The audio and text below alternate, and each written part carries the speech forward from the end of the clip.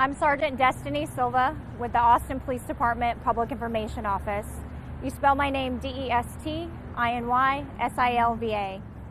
Before we get started today, I want to remind everyone that this is very early on in the investigation. This is preliminary information, and the facts as we know them now may change as the investigation continues. At approximately 3:05 a.m. today, our officers responded to the 12,000 block of Research Boulevard due to multiple 911 calls indicating that a pedestrian was located in a high-speed roadway. The 911 callers reported that a male subject wearing blue jeans and no shirt was in the lanes of travel of the high-speed roadway. The callers also reported that the male had obvious injuries to his body. Our officers responded. They arrived on scene at approximately 3:09 a.m. Once they arrived on scene, they were able to locate the male described in the call. They attempted to make verbal contact with the male and de-escalate the situation. The male was not responsive to the officer's requests. He began walking away, and then he began to seriously injure himself in front of our officers with a metal object. In order to prevent further injury, one of our officers deployed his department-issued taser, and it was effective, which then allowed all of our officers that were there on scene to immediately render aid to this seriously injured male subject. Austin Travis EMS was called to the scene for the male. They transported the male to a local area hospital where he succumbed to his injuries and was pronounced deceased at approximately 4:05 a.m. Because the male was pronounced deceased shortly after contacts with officers, this is being investigated as an in-custody death. However, the medical examiner determines the cause and manner of death. APD will conduct 2 concurrent investigations into this incident. There will be a criminal investigation conducted by the Austin Police Department Special Investigative Unit in conjunction with the Travis County DA's office. There will also be an internal investigation conducted by APD's Internal Affairs Unit with oversight from the Office of Police Oversight. Any loss of life is a tragedy. We take this very seriously, and we are actively investigating this incident. We have our subject matter experts on scene. We have the special investigative unit here. We have homicide, and we are doing all that we can to determine what took place here today. Again, it's early on, it's preliminary, but I will be able to take a few questions.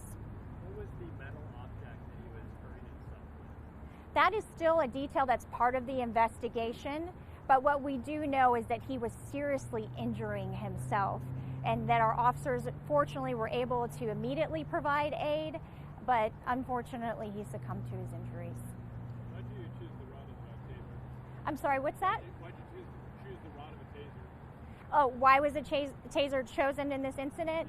I can't speculate as to why officers made the decisions that they made today based on the incident, but what I can tell you is that when somebody has a weapon and they are actively injuring themselves, if you get into close proximity with that individual, you yourself could become injured, and then you wouldn't be able to safely help that person and keep them from harming themselves or others. And our ultimate goal as police officers is to keep our community safe and keep not only our officers safe, but if anybody's hurting themselves, we want to make sure that they're safe as well. We want to stop that. But again, I can't speculate why decisions were made the way they were today.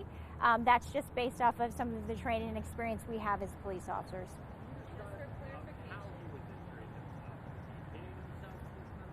We do have that information. Because it's part of the investigation, we're not going to provide those details at this point in time.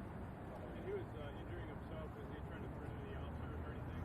Again, that's all investigative details, and it's really early on, so to protect the integrity of the case, I won't be able to provide any further information or details regarding the incident. You mentioned a high-speed road.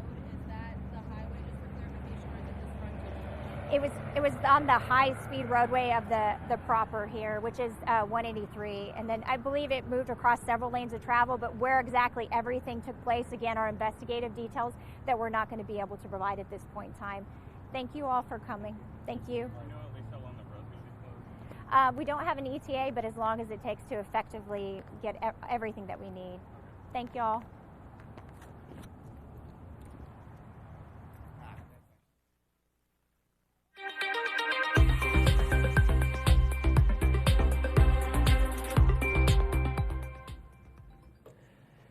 Thanks again for sticking with us. Will Dupree back in the KXAN live studio. We heard there from Sergeant Destiny Silva with the Austin Police Department providing some information about an in-custody death that Austin police are investigating. What they say happened was that a number of people called 911 early this morning at about 3 o'clock reporting a man in the road on US 183. This is just north of Duval Road in northwest Austin. Police responded about 4 minutes after those initial 911 calls and found the man. And according to the police, the man was striking himself with a metal object, and police used a taser. They stunned him, and that was able to allow them to render aid to him. Austin Travis County EMS transported him to a hospital, and according to police, the man died a short while later. And now an investigation is underway, or I should specify 2 investigations are underway. A criminal investigation into this in-custody death, as well as an internal investigation led by the police department into the officers' actions who responded to this. It's unclear how much longer the frontage road there near Duval Road and 183 will be closed. Police are still investigating at this time. Nothing much has changed about that. So we'll continue to monitor those traffic conditions and provide any updates as soon as we can. But for now, I'm going to wrap up our live stream. We appreciate you sticking around for as long as you have this morning. More details about this in-custody death and the investigation will be available on KXAN.com and the KXAN News mobile app, so I'll send you that way. Once again, I'm Will Dupree in the KXAN live studio. Hope you all enjoy the rest of your Tuesday. Take care. We'll see you back here soon.